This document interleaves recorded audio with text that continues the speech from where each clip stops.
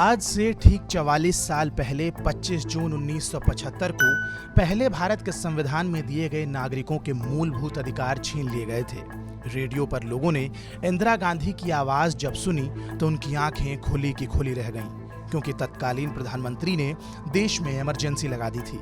फैसले के बाद सरकार का विरोध करने वाले हर नेता, प्रेस की आजादी पर सरकार ने पाबंदी लगा दी और विपक्ष के सभी बड़े नेताओं को जेल भेज दिया गया।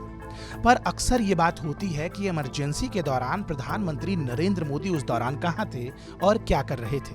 तो चलिए हम आपको बताते हैं। आपातकाल लागू होने के बाद कई नेताओं को गिरफ्तार किया जा रहा था। उस दौरान आरएसएस पूरी तरीके से सक्रिय था और अंडरग्राउंड रहकर काम कर रहा था।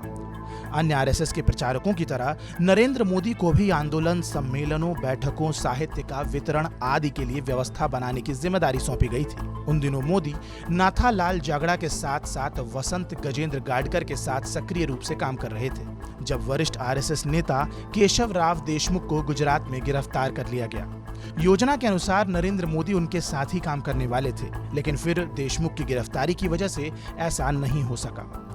आरएसएस के एक अन्य वरिष्ठ नेता नाथालाल जागड़ा को नरेंद्र मोदी ने स्कूटर पर ले जाकर एक सुरक्षित स्थान पर पहुंचा दिया।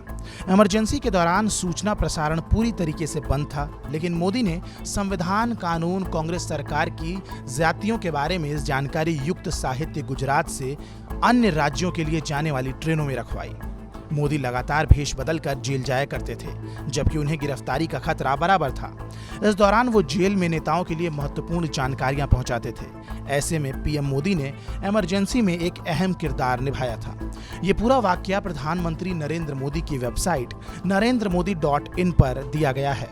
इसी दौर में संघर्ष और आंदोलन कर उभरे कई नेता आज भी देश में बड़े पदों पर हैं। नीतीश कुमार, रविशंकर प्रसाद, अरुण जेटली, लालू प्रसाद यादव समेत कई दिग्गज नेता इमरजेंसी के दौरान ही सबकी नजरों में आए थे। TV9 भारतवर्ष की रिपोर्ट।